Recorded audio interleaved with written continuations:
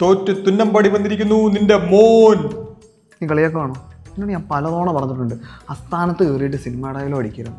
ഇവിടെ പണിയെടുത്ത് ഏതാ ദിവസം പോലും ഓർമ്മയില്ല. വലിയ ചന്ദനാദി എണ്ണ ബെസ്റ്റാ, ഓർമ്മശക്തി കൂടും, നല്ല ഉന്മേഷവും കിട്ടും. എന്റെ ദൈവം, എന്തു പറ്റി രമണ? അല്ലല്ലേ നിനക്ക് പണിക്ക് പോകാൻ താല്പര്യമൊന്നുമില്ലേ? എന്താ നിന്റെ പ്ലാൻ? ഉദയഭാനുവിന് ഒറ്റ കാമുകയുള്ളൂ, സിനിമ. ഒറ്റ ഭാര്യയുള്ളൂ, സിനിമ. ഇവിടെ ഒരാൾക്കേ സാലറി ഉള്ളൂ.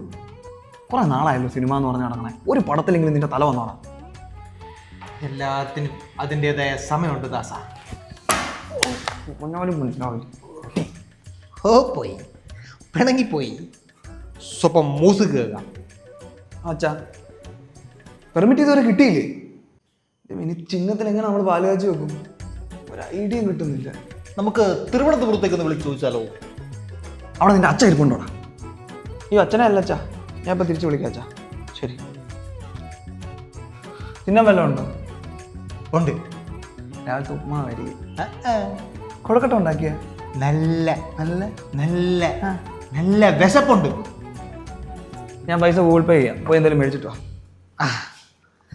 അങ്ങനെയാണെങ്കിൽ നിനക്ക് ഇഡ്ഡലി ദോശ വട കീർബ, എനിക്ക് പൊറോട്ടയും ചിക്കനും കീർബ. എന്തൊരു ജന്മോടെ അളിയാ പറയാളിയാ. ഞാൻ ഫുഡ് കഴിച്ചു, നിനക്കുള്ള ഫുഡ് പാർസലും വാങ്ങിച്ചിട്ടുണ്ട്. നീ ഗൂഗിൾ പേ അയക്കൂ.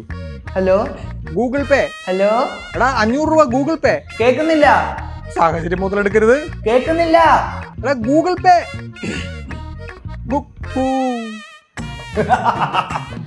അവന്റെ മാറ്റാടുത്ത സിനിമ ഡയലോഗ്. കൈനീട്ടം വൈകുന്നേരമായ കുഴപ്പമുണ്ടോ?